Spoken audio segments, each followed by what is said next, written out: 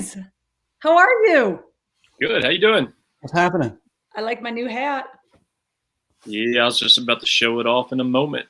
Mm-hmm. Well, this hat was given to us from our guest today. I love it. I even try to color coordinate, and I even got my pizza right here.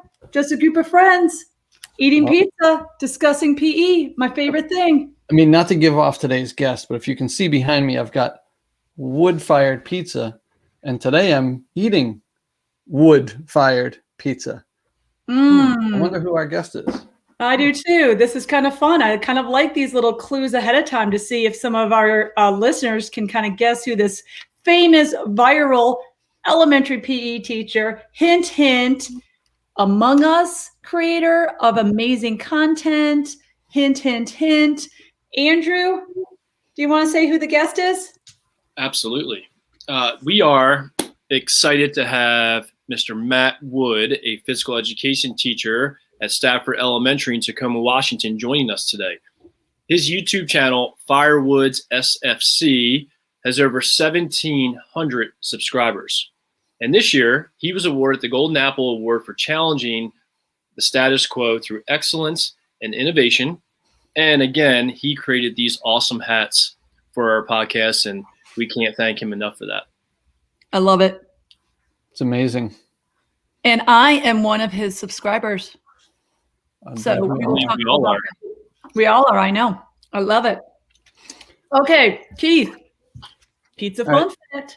So today's pizza fun fact, I mean, is literally out of this world, right?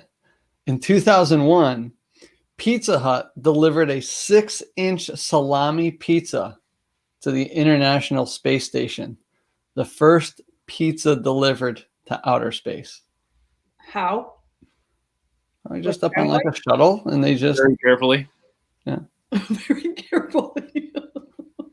Was it still hot? It's a good question. I don't. If they put it on the rocket booster on the way up, maybe. So, like salami, that's pepperoni, right?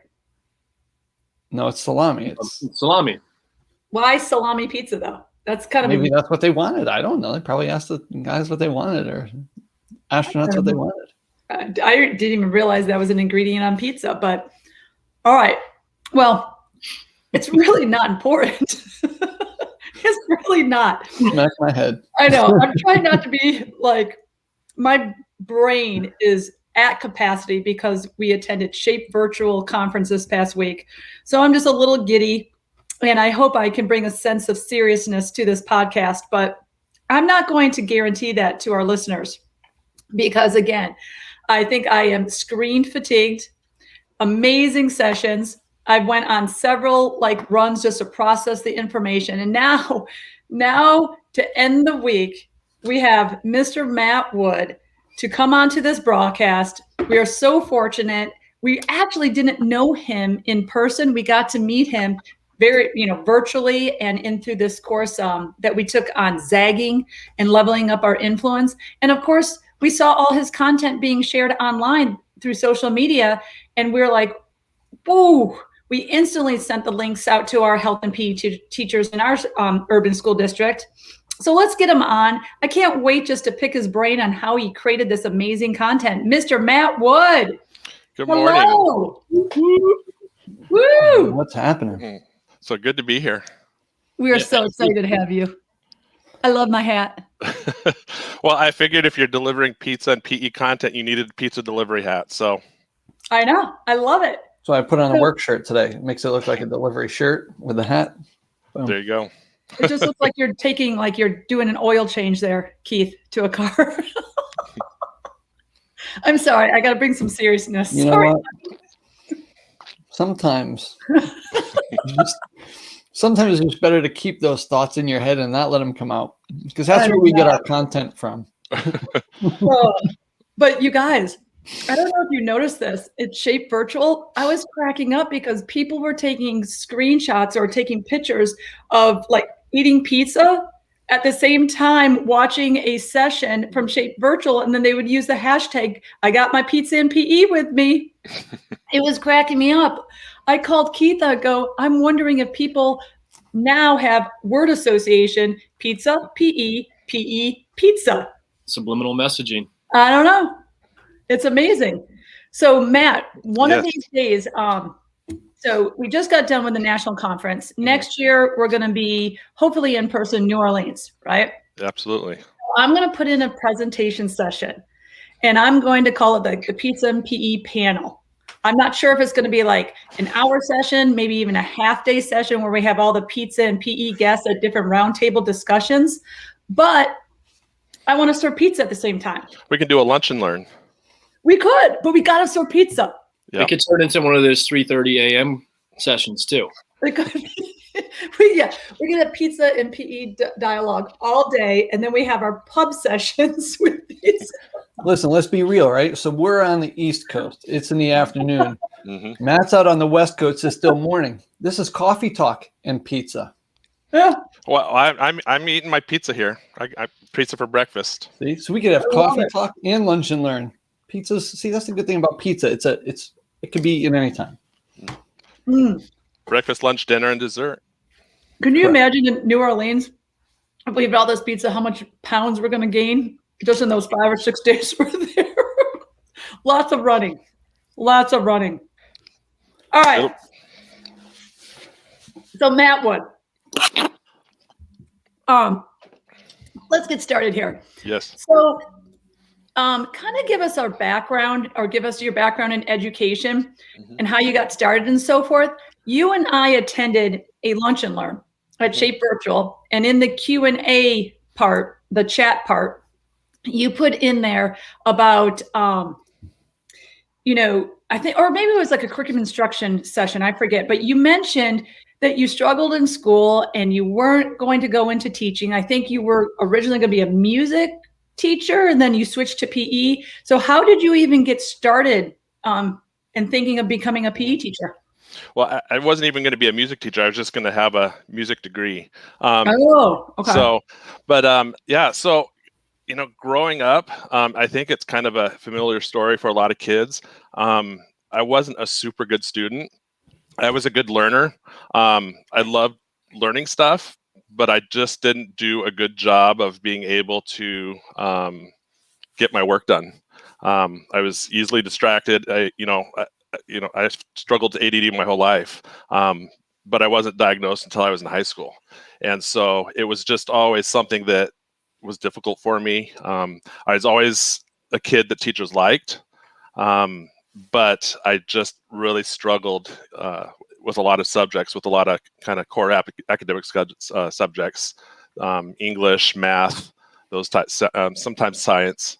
And so I think just growing up, struggling with those classes, I never pictured myself ever going into education, becoming a teacher. I grew up in a small town, Colorado, up in the mountains. So, sports and outside activities were always something, that I thrived at.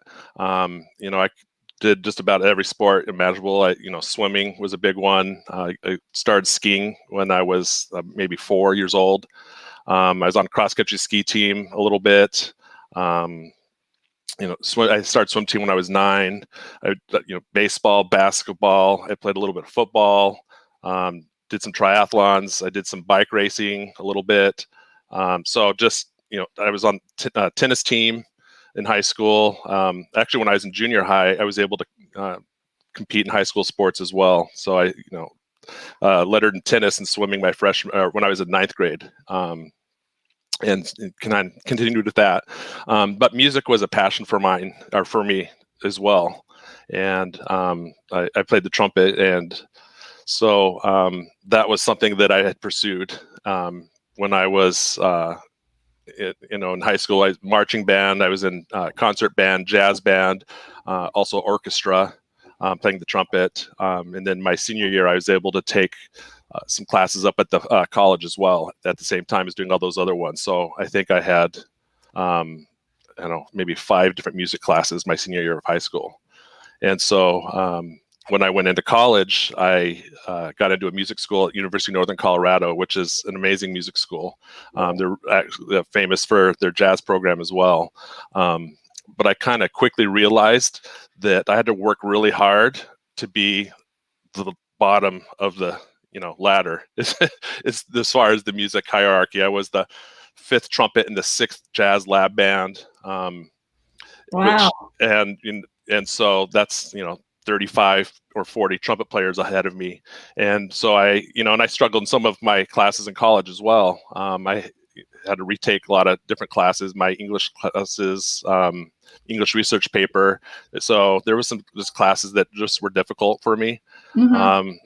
And so the summer after my freshman year of college, I was asked to coach my club swim team back in my hometown.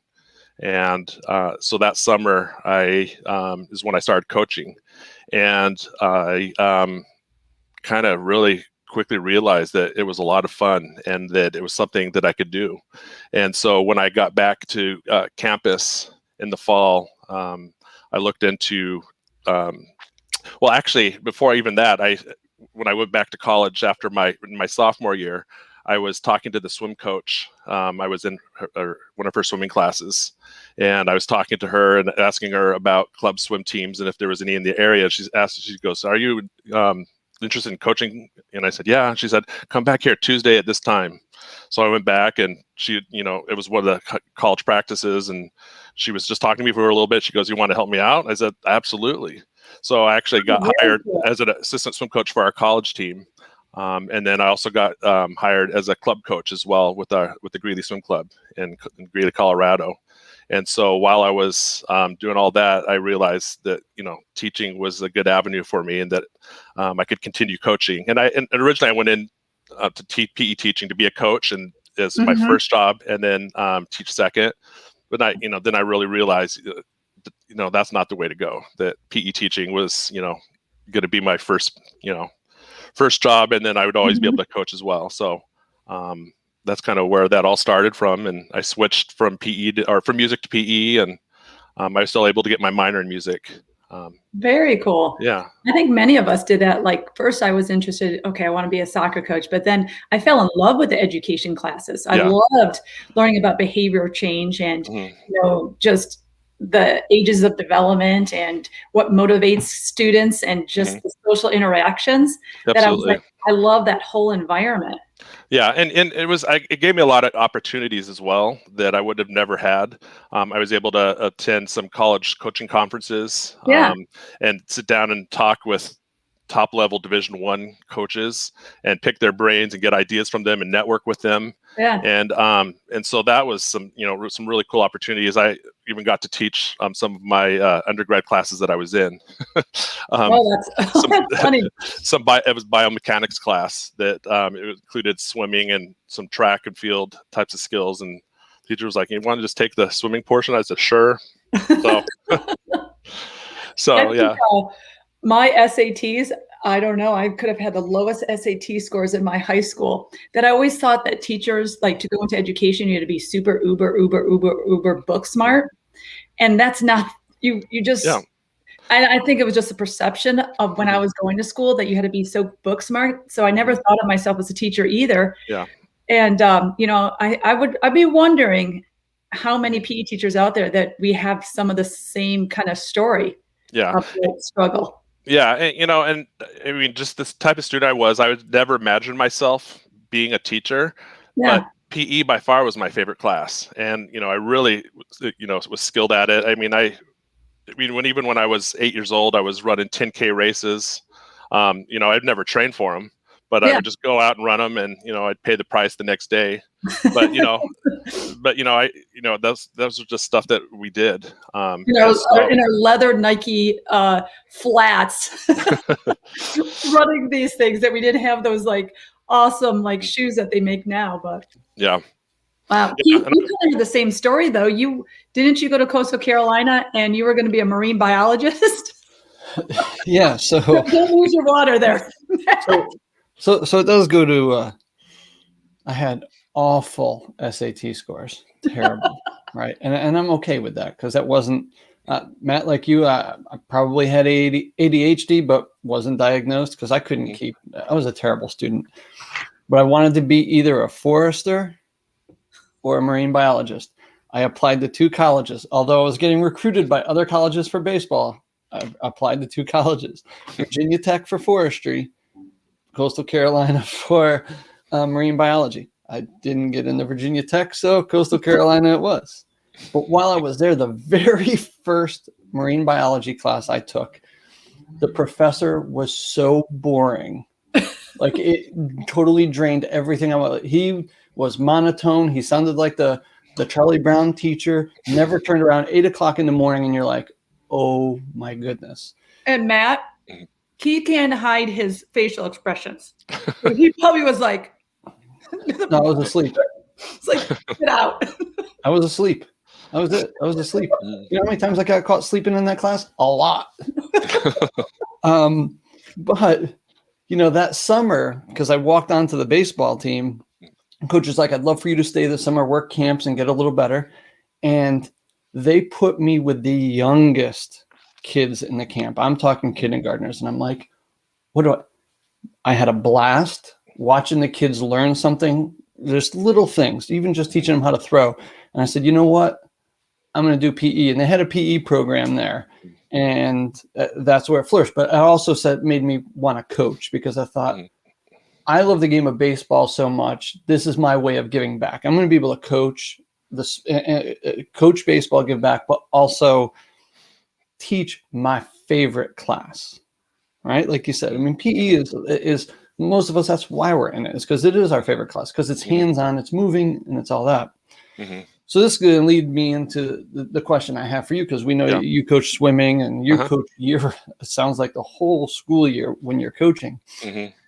And it'd be good for people to hear from you as you know, what's it like when you have to give so much time to teaching, coaching, that work-life balance? Because if you're teaching, that means you're up early, you're getting stuff ready for that. Then you have to coach, and then you still have a family to come home to. You still have your own exercise to do. Talk to us about that work-life family balance.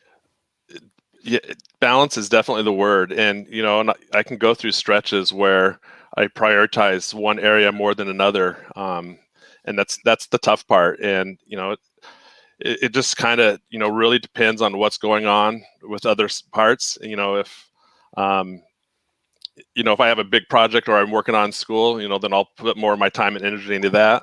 But the time management part, I guess that's the big part, you know, that's to really work on, making sure that I'm not staying at the pool doing maintenance on timing equipment or other things too long. Really trying to, I need to get better at delegating sometimes, because, you know, I think all of us that have been doing something for a long time, we know how we like things, and we, you know, are efficient at doing things, but it's okay to ask other people to help out. And so I think that's a big part of it as well. And, you know, saying, you know, I need to take a break, I need to step back. You know, and I think with the coaching, because, you know, when I'm coaching through my seasons for swimming, I have practice 6 days a week. And so I know when I was younger, I used to have morning practices as well. And once I had kids, it was like, you know what, I got to step back a little bit. The swimmers are going to be just fine practicing one day a week. Sorry. Wow. Yeah. No, one day per day. One practice per day, as opposed to doubling up. Yeah. So, you know, they'll be fine. And, you know, we can still be successful and do all the things that we need to do.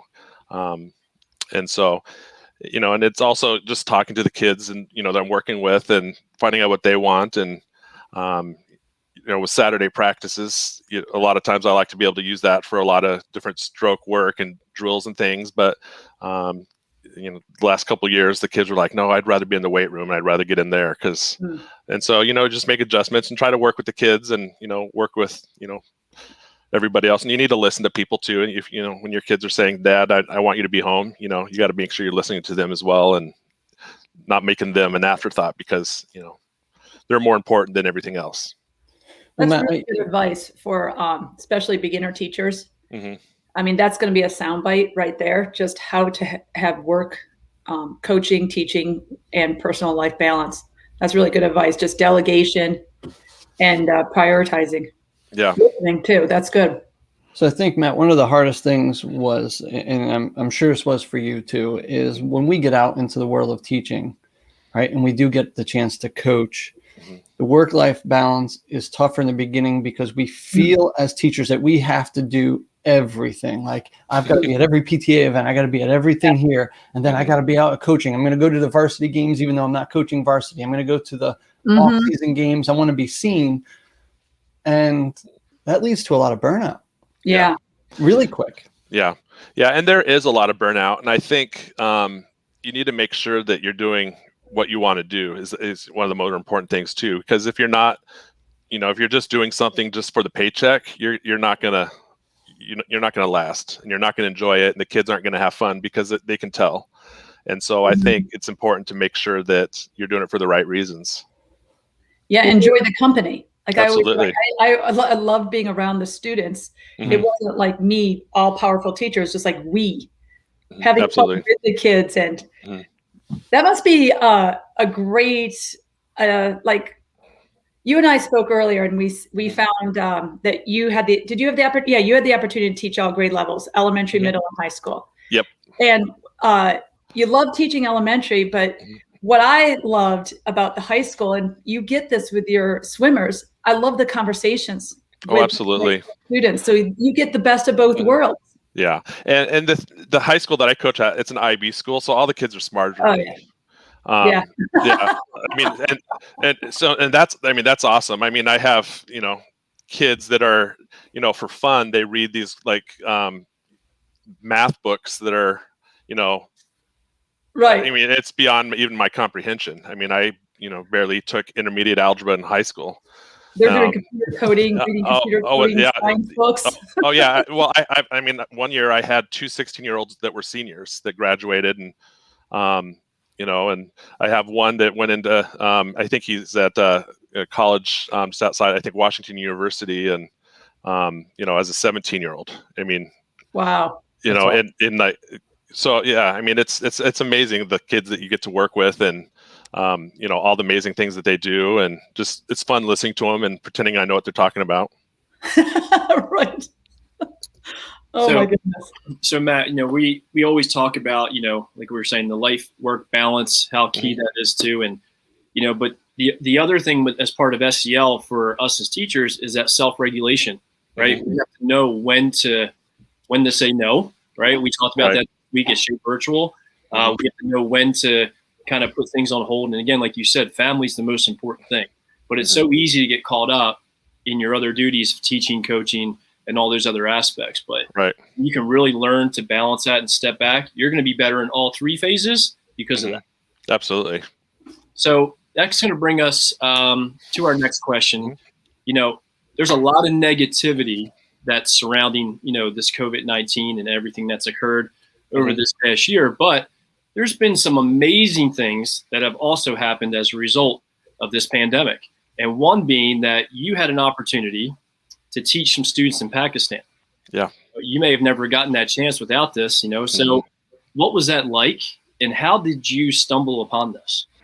Yeah, that's something that's one of the more amazing things that's come out of this for me personally and, professionally. So in September, as I started figuring out how to make green screen videos and make these different things and just sharing some ideas on some of the PE teacher Facebook groups that I was on, there was a teacher in Pakistan that messaged me and said, can you teach me how to do this? Can you show me? So we started just chatting on Messenger and, talking about, how to do this and, one thing or another thing, and how to, do the backgrounds. And so kind of through that, work together and sharing videos back and forth. He said, oh, it'd be fun if you taught one of my classes. And I said, oh, that'd be fun. He's like, okay, let's do it. So I was like, okay. And so we were able to have conversations. We were able to, I had to, I met with his school administration a couple times before just so we could talk about what we wanted to do. And it wasn't as much PE content as I normally do, but we did that on purpose because we wanted to be able to have time for the kids to talk and ask questions. And so we've had, I don't know, maybe 5 or 6 different lessons that I've taught now. And it's a school in Karachi, Pakistan, the Happy Home School system. It's they have multiple campuses throughout the city in Karachi. And so I've been able to teach lessons at different campuses, different schools. I've had their administrators in the lessons, teachers participating. I've had all different grades. I've had fifth graders, third graders. So it's been a really cool experience. And then after the lessons, then we give the kids time to be able to ask questions, and they have just the most amazing questions, just all about PE and, when's the best time to exercise? What's the best nutrition? They ask about, different, about, have growth and bodies. And, we talk about the brain and how exercise helps build the brain. And, and I've had some of the classroom teachers asking me about exercises within the classrooms to be able to help learning. And so it's been a super cool experience for sure. I hope your school district recognizes this. I mean, could you imagine on your teacher evaluation end the year? Well, I volunteered and taught some classes in Pakistan.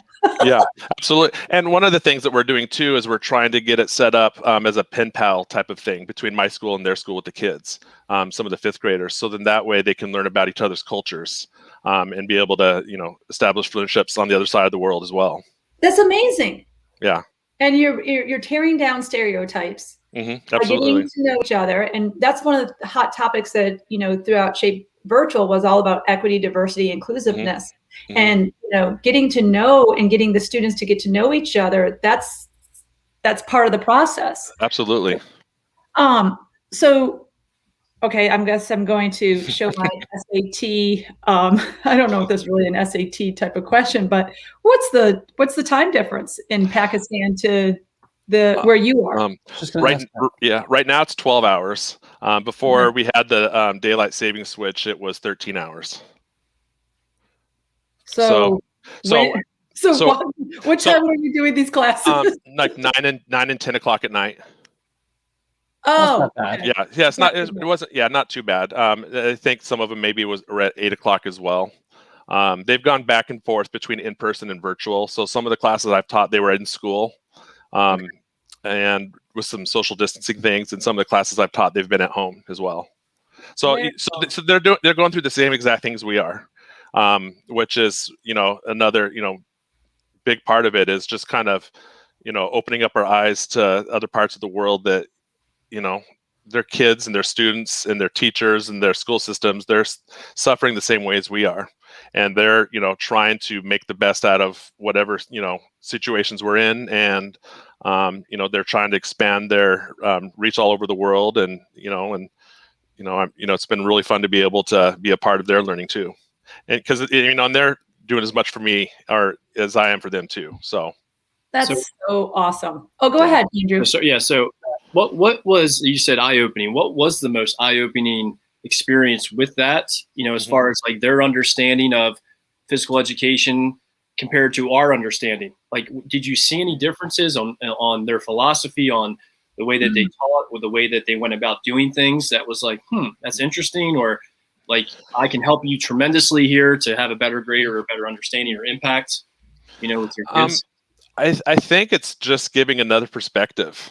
I think, as PE teachers, we do a really good job of being able to teach what we know. But I think that's, when we do, have conferences and we network with other people, it's to kind of get other ideas and other perspectives of, teaching, a different way, or being able to give the information. And so I think just giving another perspective and from another culture, I think the understanding, or maybe, somebody might say, oh, okay, that makes sense, or because I don't really know all how they teach or all the lessons they teach, but I know that I've heard you guys talk about it on other podcasts. PE is a universal language. You don't have to be able to speak the same language to be able to move. And fortunately for them, English is one of their languages, and so they all understood me. I could understand them because they were part of the under British rule for a long time. And then they became independent, I think, in the 1947. So most of the people there still speak English. So the language barrier wasn't an issue for sure. Wow. We talk about the dark sides of social media, but there are so many positive sides. And that's why I highlighted this podcast, the pandemic positives, because we're so used to learning loss and, the negatives of the pandemic and the negatives of social media. Yeah. And everything I know about you is about embracing the positive throughout this pandemic. And one of the positives that came about with this pandemic, and I know you did not do this for this award. I know you did not create your video content. I know that you did not, volunteer to teach at the Happy Homeschool in Pakistan to get this award, the Golden Apple Award. I know you didn't, seek this out to try to get that award, because your video content is amazing, like I've said before. And I'm so inspired by the work that you have produced and will continue to produce. But my understanding is that this Golden Apple Award is awarded to educators that reimagine education, think outside the box, are creative, inspirational, but yet it's a very strict vetting process and selection process. Yeah. Can you walk me through what it means to have the Golden Apple Award, and how did you become nominated, and what did you have to do to get this award? So the award, it started in 1992 through the KCTS 9 in Seattle, which is a local PBS station. And they started awarding it to educators that inspire or maybe go outside the box a little bit. And so they award it to 7 educators throughout the state every year. And it's covers all parts of education, music teachers and, PE teachers, obviously science teachers, college professors. They give it to educational organizations that service different groups. They've given it to children's museums. So, it's just a whole different range of different people that they recognize. And so I don't know who nominated me, but but I think back in end of October, one of the local newspapers caught wind of what I was doing and did an article on me, and they did a video segment as well to be able to kind of highlight ways that I was being able to teach my kids using my videos. And the morning that came out, I got a phone or a message from one of the local TV stations that said, "Hey, I want to interview you. I saw your article and I think it's amazing." And so that day we did a interview, and they did a maybe a 3-minute segment as well on one of the local evening news broadcasts.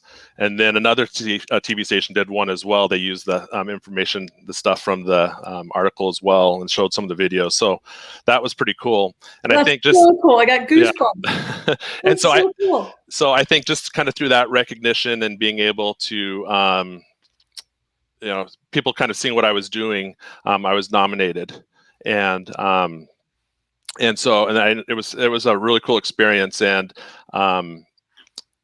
they, so I got to go up to the TV station. I was the first one that they recognized for 2021. So I got to go up to their TV studio and, with all the giant green screens and all the production stuff. And it was really cool that, they showed me around. They showed me all where they do all the production things and all the computers and the editing. And so we got to just sit down and be interviewed and, talk about what I'm doing. And then they ran it for about 3 weeks on the in between shows on the station, and it was pretty fun. Man, you must have been walking around that studio going, "Can I have this in my house?" Oh, absolutely.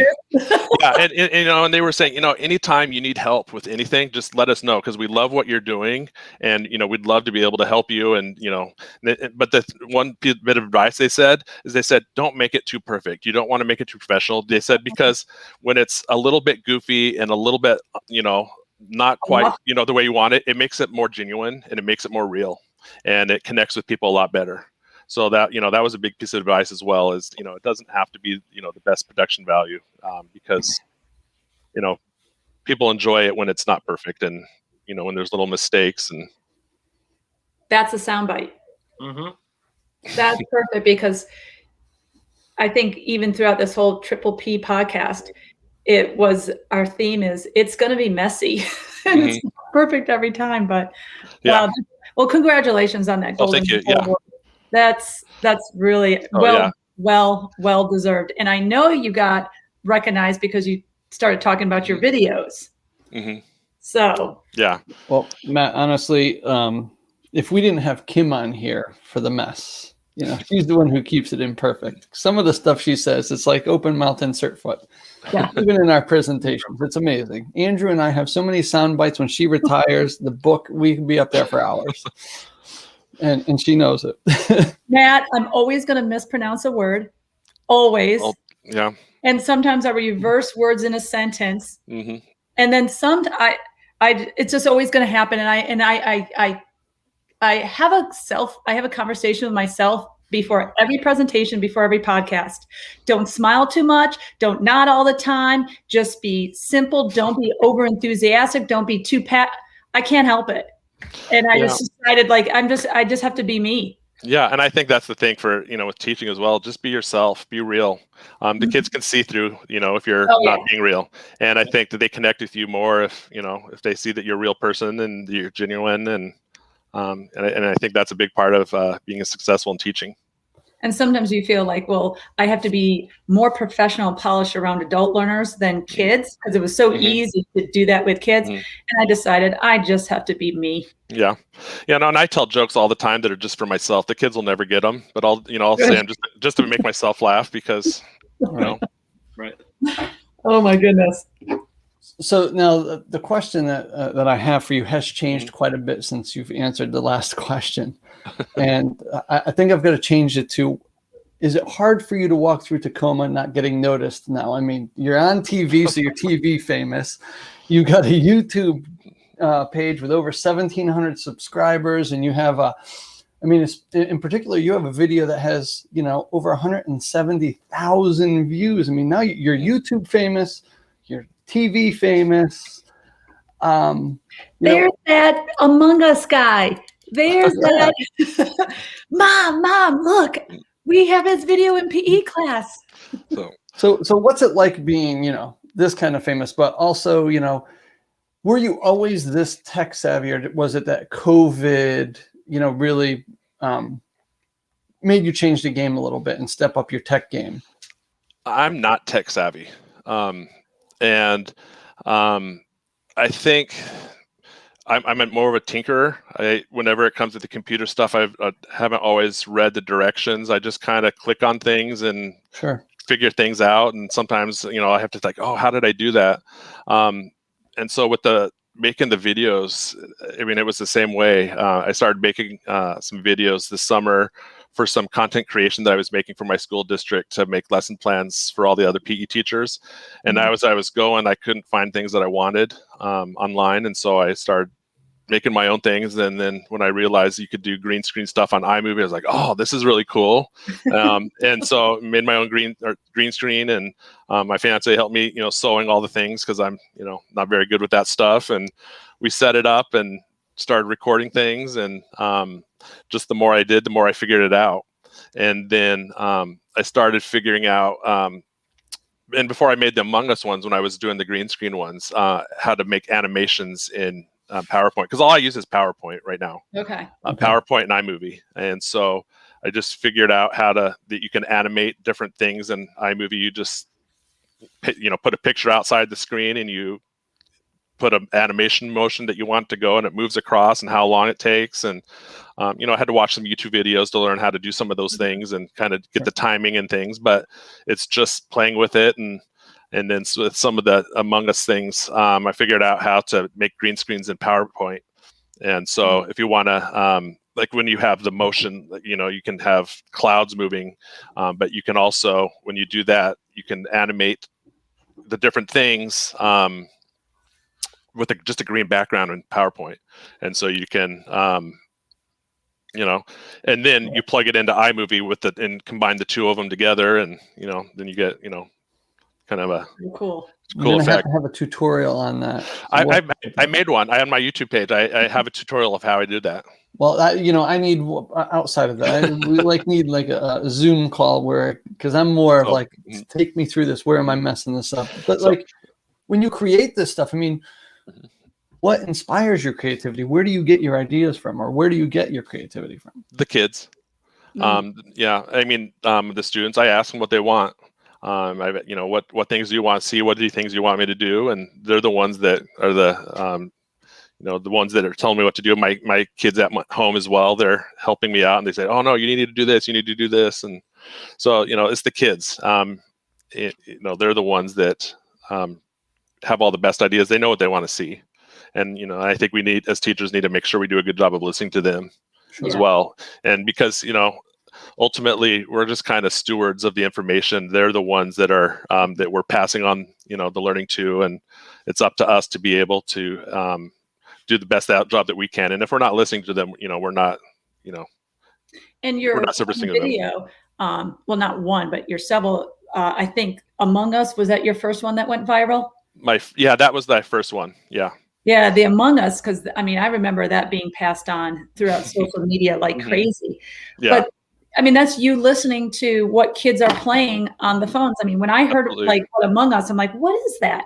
I yelled to my 12-year-old, so I'm like, what's Among Us? So I download the app, and I'm like, oh, this is what they're into, and the imposter. And so you basically tapped into what they're interested in. Absolutely, yeah. And I had to do the same thing. I had to, my kids knew what it was, but I had to download it and try to figure out how to play it and get me the ideas of, making the spaceships and the different rooms and the different areas. And, and I needed to make sure that I made it in a way that, it was school friendly as well, because, in the game, there's that element of, you have to find the person that's trying to take you out, and and then they're shooting people off into space, and so I had to make it kid friendly for sure, and school appropriate. So that's when I came up with the if that you're the actual characters, but if you pick the character and you're the one that's the imposter, then you lose your points. So that's kind of the way I got around actually, not dying, but you just lose your points. You get to keep on playing.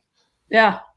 Wow. I know that inspired some of our own teachers to kind of make their own too. And then they were the imposter, and you had to figure out who it was. Yeah. But and, and then I was going to say too, and then a lot of the feedback I have too on a lot of the videos, I think what a lot of people liked is that I read the directions out loud, especially for the younger learners that can't read very well.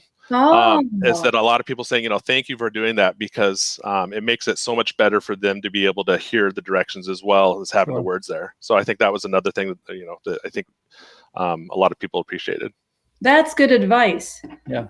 I like that. So your YouTube channel, Firewoodssfc, is that Seattle Sounders Football Club? Yes, it is. Yep. So the Twitter handle is Firewood Fitness. Yeah. So I probably should have asked you this off camera, but I'm going to go there right now. Why Firewood? I mean, I know your last name's Wood, but why Firewood?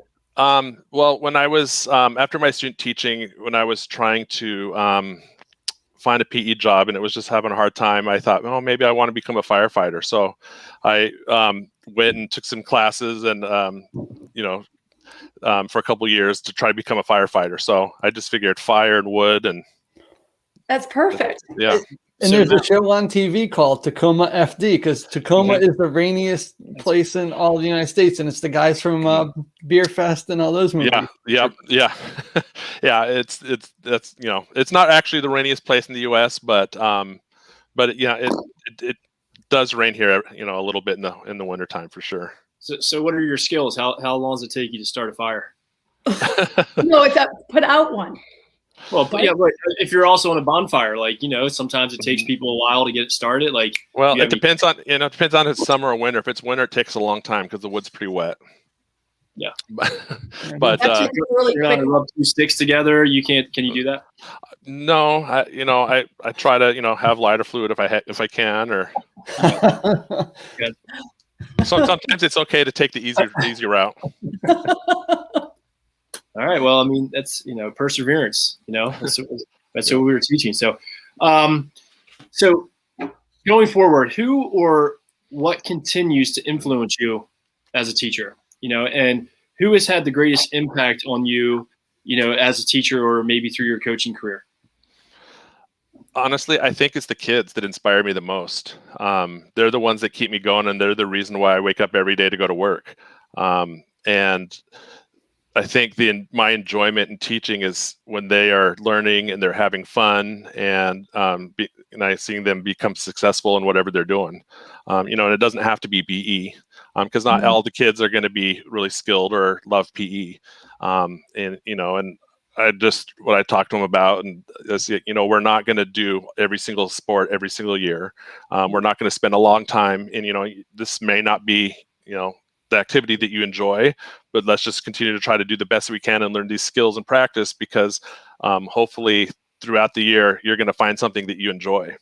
And I think us as PE teachers, I think the hardest thing for us to be able to talk to people about when it comes to kids learning, we won't know if what we taught them worked until they're gone from school for years and years and years, until they're 30, 40, 50 years old, because it's all about lifetime, movement and all the principles and all the different things that we teach them, and whether it sticks or not. And so, we won't know, right away. They can tell us what they learned that day. We can do the exit tickets and things, but honestly, until they become adults and they're have the choices, am I going to do this? Am I going to do this? And whether they're making healthy choices or not, we won't know. And so I think just giving them the toolbox to be able to, live their lives and make good choices is, what is our job.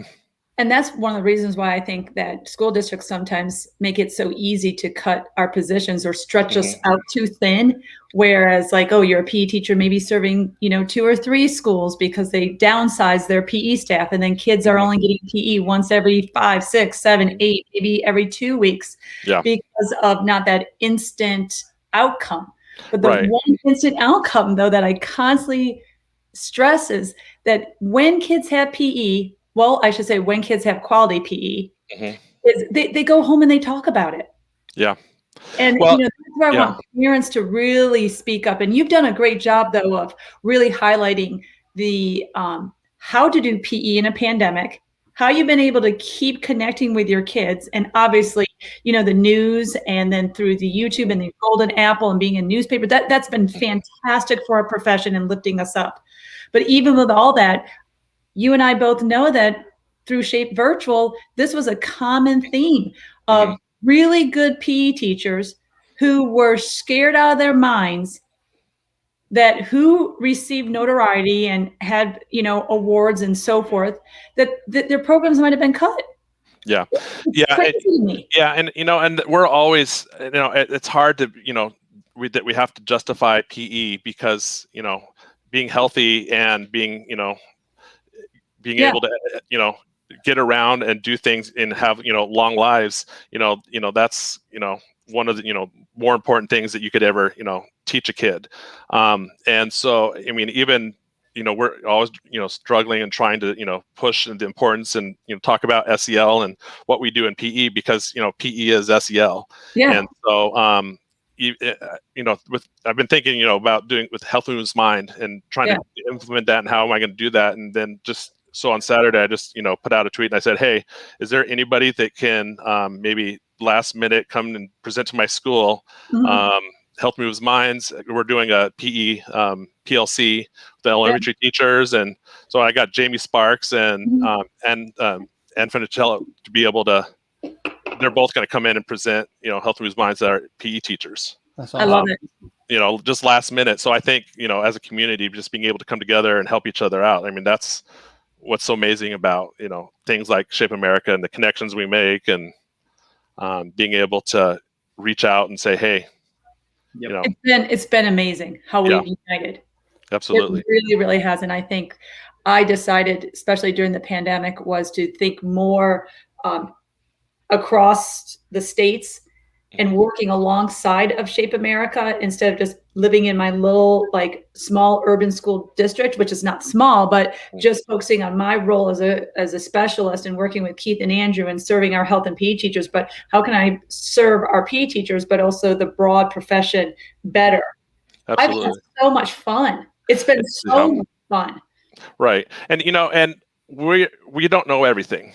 Right. I mean, we're professionals and we do our training, but we don't know everything. And I think it's super important to be able to reach out when you don't know something and say, hey, can you help me out? Or, can you come into my class? Can you work with me? Can you come talk to my teachers? I think, that's what the most important thing is, knowing what you don't know and being comfortable saying, I don't know, I need some help, or being comfortable getting uncomfortable and, stepping out of your, comfort zones to be able to do things that maybe you don't normally do. Which I think that's, one of the effects of the pandemic was absolutely. to be vulnerable and say, look, I don't know what to do, so let's help each other. Zagging. And, it's zagging, yes. Zagging. Yeah, I mean this whole year has been a zag. Yeah. And I think, just it's been great, though. Yeah, and I'm trying to think about, how the words and how, what this year is meant to be. And it's not really a rebirth of my career. It's just a zag in my career. And it's, I've been coaching for a long time. And so I haven't been as involved with my, with Shape Washington or Shape America as I normally had, early on in my career.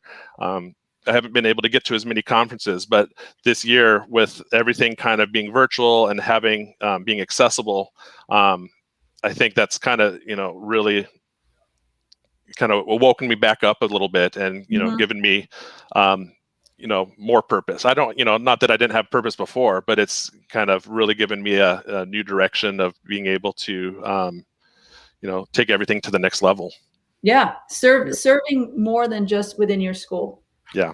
You're leveling up your influence there, Matt. Yeah. Leveling up.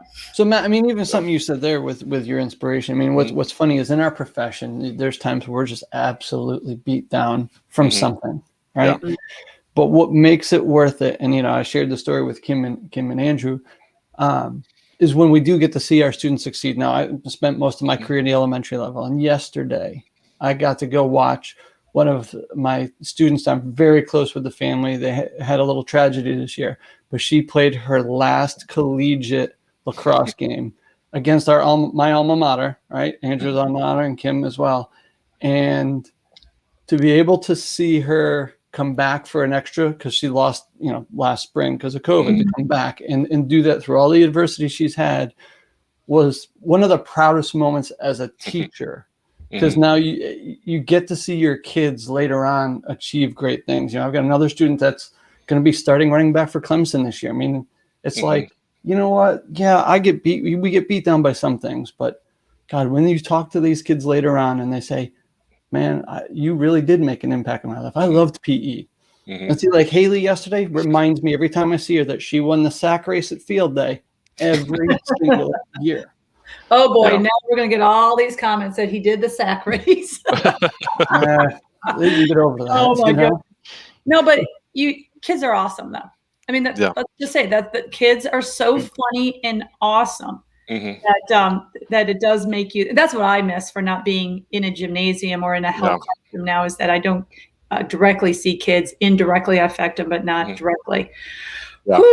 All right, you guys, you ready for some quick bites? Oh, is Matt ready? Let's do this. All right.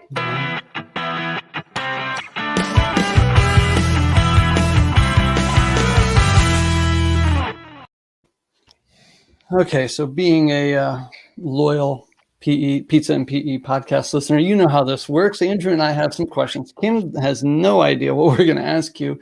Andrew and I go over some things. Some things may change during the podcast in terms of where we're going with these questions, but as quick as you can figure them out, and if you want to throw them back at us, go ahead. We're cool with that too. So I'll start with this one. Strangest thing you've ever eaten?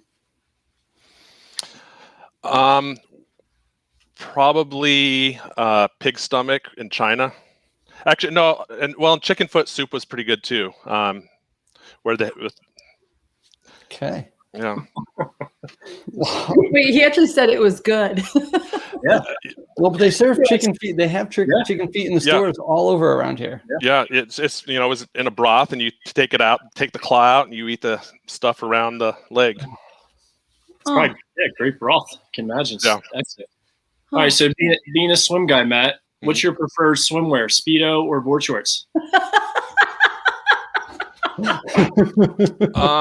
Well, it depends if I'm trying to go fast or slow. If I want to go slow, then I'll wear the board shorts, and if I want to go fast, then I'll probably wear the Speedos.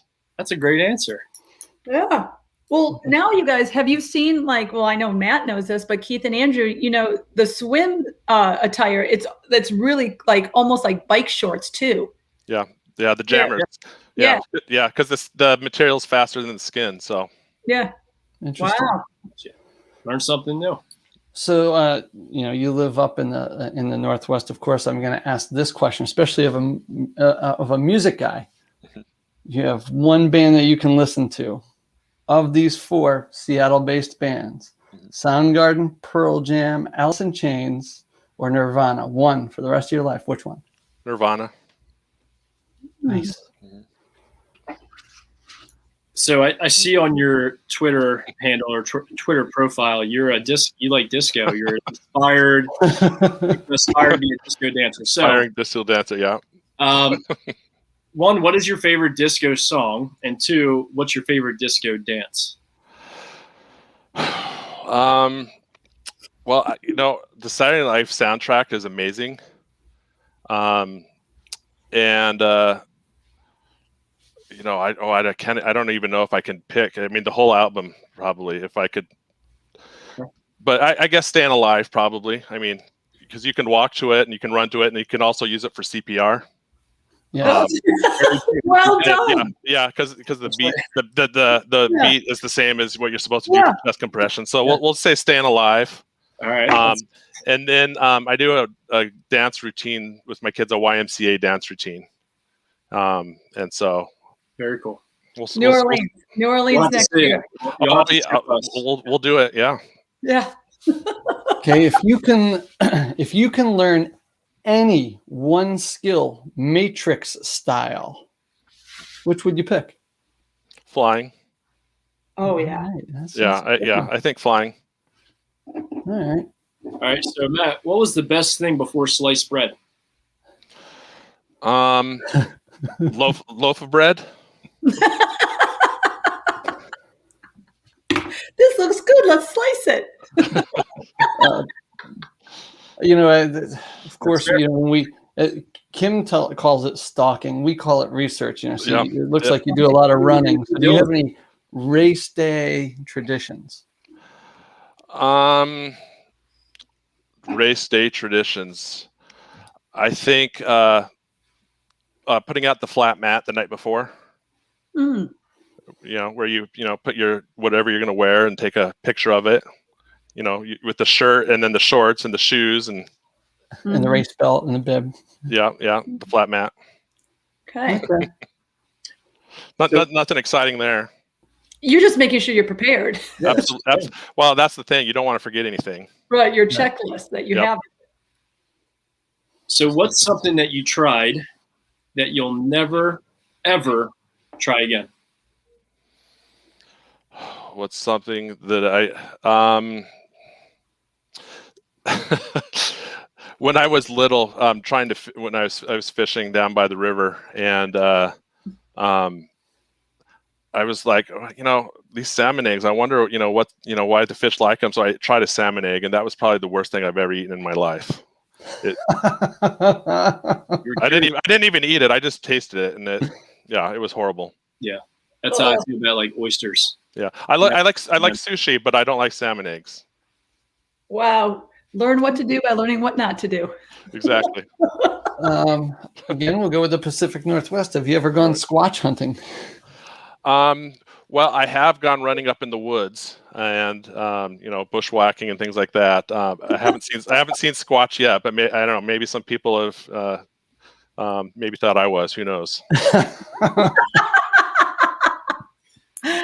Oh my God. So what are some qualities that you really enjoy in a friend?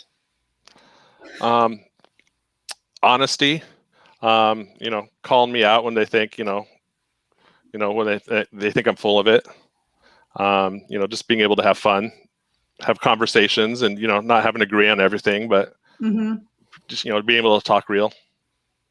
See, that's where we got this podcast idea, because that's what we talk about. I mean, over pizza, you can talk real. You can absolutely have different opinions, and then come back the next day and enjoy the same pizza. Absolutely, yeah. You, the three of us, we all the time have opposing viewpoints. Correct. And very much so. And yeah, like when I first came to my school district, there was 2 other people in Keith and Andrew's position. And then when they retired, you know, when Keith and Andrew applied, I was not part of the interview selection committee at all, but I really, you know, stressed that I wanted people to think differently than me, because I don't want more of me. I don't want people to agree with me.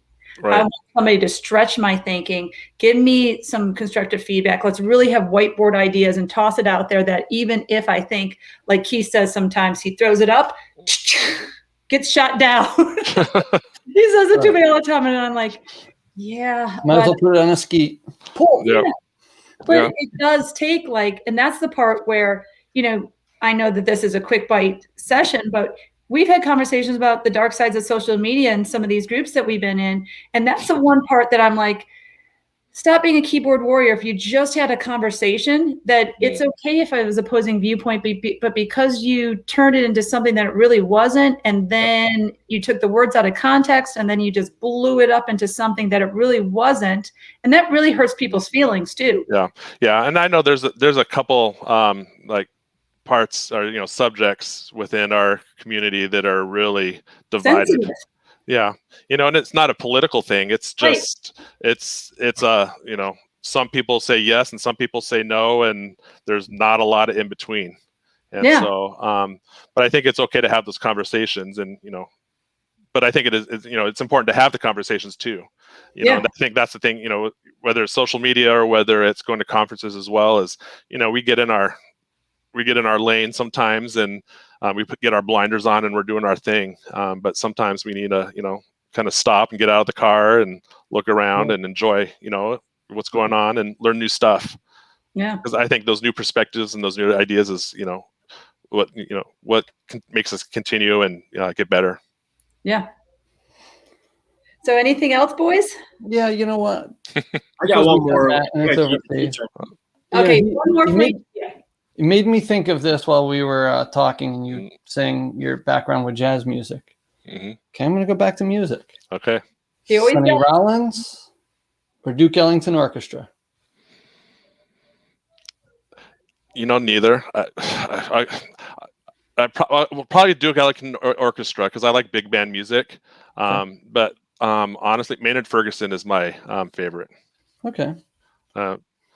I just pulled 2 really quick out of the hat. Yeah. Oh, you guys, New Orleans next year is going to be so much fun. Oh, absolutely. Yeah. Wynton Marsalis, he's one of my favorites. I know he's, you know, so there's a lot of stuff on there. I'm not that up to speed with jazz music. You know, I mean, I love all music, but you'll have to take us to a really cool jazz club in New Orleans. I'll find some. I know people that know things, so, you know, that definitely, yeah.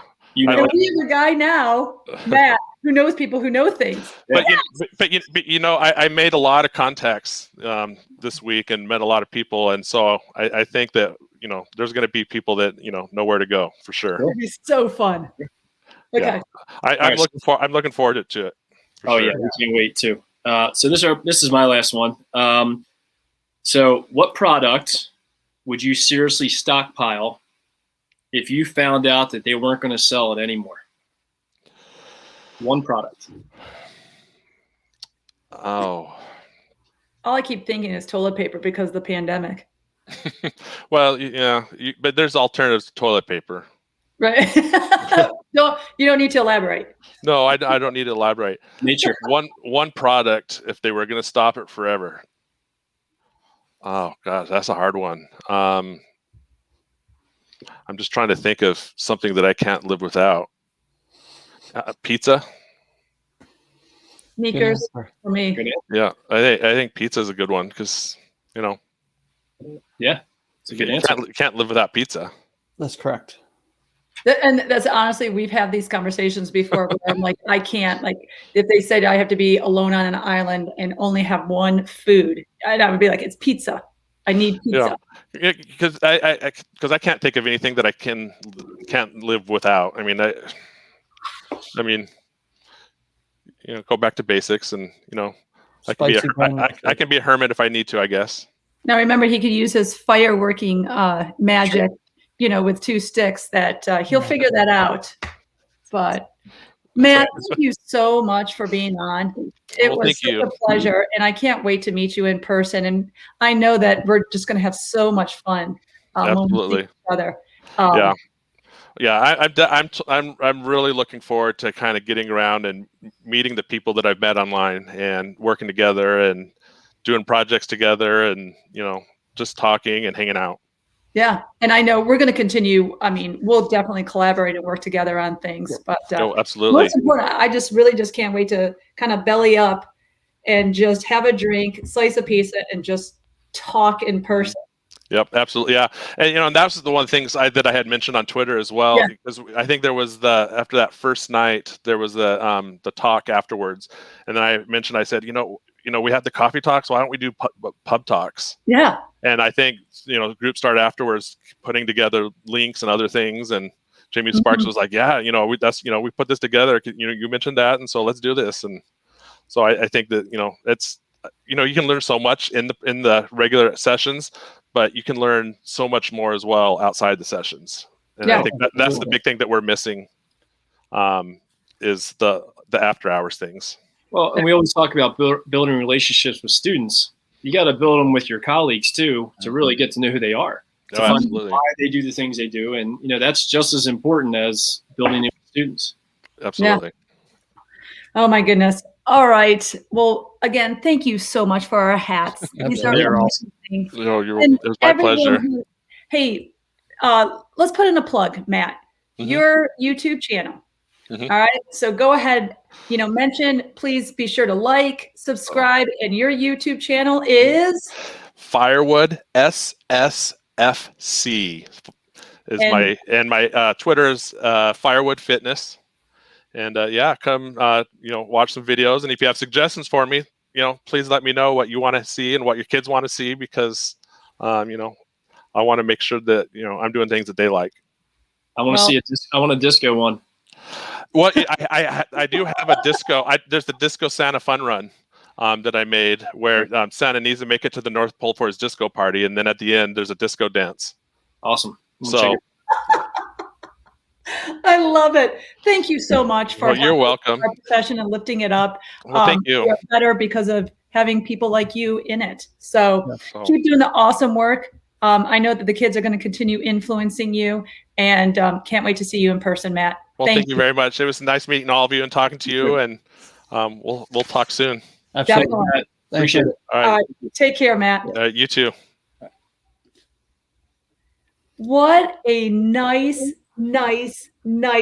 person. I so enjoyed that. That was so fun and just refreshing. Talk to PE teacher to PE teacher. It was so nice. And it's amazing the different stories and how we all got into this. That's what's always fun. What is the background? What got you into this? And that's why that's always the question. The very first question is always kind of like the background. The fact that he struggled like we did in school. Mm-hmm. I mean, I was so far not going to be a teacher that I really thought that only book smart, straight AP type of students became teachers. And I'm wondering if that puts us an edge to be more connected to kids and providing a variety of different instructional strategies to meet all kids. So then if you weren't going to be a teacher, what were you going to be? Farmer? Well, I grew up on a farm. You boys know that. What'd you milk? I did not have livestock, boys. It was all strawberry fields, apples, peaches. That's where my work ethic. Don't you criticize me. My work ethic came from getting up at 6 a.m. running that you pick strawberry patch, when I was in 5th grade. You're welcome. Back in the day, going uphill to school both ways and 3 feet of snow too. We get it. Well, it was snowy too. I grew up in upstate New York. But we're not going to go there. This is about Matt. That was great. You guys, one of my takeaways was, again, I know I said this, throughout the podcast, but just about how there's so many dark sides to social media, but Matt really highlighted the positives, like even the connection with that teacher in Pakistan and just being invited and direct messaging one another through Facebook group pages and saying, hey, come on and teach. I mean, how wonderful is that? Like, that's the part of social media that I absolutely embrace and love. So when I see negative, I just, scroll past, and I find it a little humorous too. Like, really, why is people getting into an argument over people that they don't even know? But Matt really highlighted some positives throughout the pandemic. And this work, he's having so much fun doing it. Mm-hmm. So what about you, Kramer? So I'm going to go with a real simple takeaway, because I think this message is huge, especially in the time now, is that he has a big YouTube page. But like he said, I'm not tech savvy. I wasn't tech savvy. Right. And, he had to watch YouTube channels learn how to do it, to create a YouTube channel and to create the stuff he did. And that's the thing. I think a lot of people just give up right away when they say, well, I'm not tech savvy. I mean, and it's easy to give up, but watch a couple of videos and you can be tech savvy pretty quick if you really want to. Right. Yeah, but that is a common thing. Try it. You just got to mess with it. You got to try it, Mm-hmm. do a few things, and next thing you know, you've now created this awesome video for your kids. Mm-hmm. So I have two things. The first one being, him gaining perspective on time management and really understanding that you need to ask for help at times. You need to balance work life, coaching, family life. And it takes time to do that, because you don't realize sometimes how involved you are until you step back and you ask others, to help along and delegate some of the things to do for other people. We can't do it all, but we're all the same way. We like things done a certain way. We know that. That's just part of our nature. It's part of what we do. But we got to also learn to step back and have perspective of others can help us with these jobs as well. And then the other thing too is being stewards of the information and really listening to our kids for what they want, as far as the lessons, ideas, creating things. That goes along with what you've done with Choice-Led Health Classroom. You're allowing the kids to kind of create the way the learning's going to look for them, and the teacher is the facilitator, and that's how it should be. You should be guiding, helping these kids, but the kids have to figure stuff out, and it has to have meaning to them. Like Mike Cazala says all the time, if it doesn't have meaning, then it's not going to stick, So all these things go hand in hand. So, I mean, those are the two biggest things that stood out to me. His whole teaching philosophy, I mean, if I was going to sum it up, it's all about the kids. Right. All about the kids. Like, everything was about, what the kids, think that would be engaged in, what the kids want. I really, it's disheartening that there are maybe some educators, and not just in PE, just say overall that maybe don't even enjoy being around kids, which then don't be in education. I mean, you've got to like and love and think kids are humorous and fun, and talking to them, not talking down to them, talking with them. That's why I said, like, when I first started our aha moments, it was so refreshing to see a teacher that really just enjoys being around kids. Right. He's a giant kid. Yeah. I mean, his costumes, his videos, his video content. I mean, he probably laughs at himself and having so much fun doing these. I mean, disco. He puts that on his Twitter handle. Like, I didn't know that, stalker Andrew. But I like what he just said. He just put a little thing up and he said, kids are way more fun than adults. And speaking of disco, I forgot to put this on for Matt. Oh boy. This was supposed to come out. He's in the backstage area. I can see this. Oh, silky disco shirt.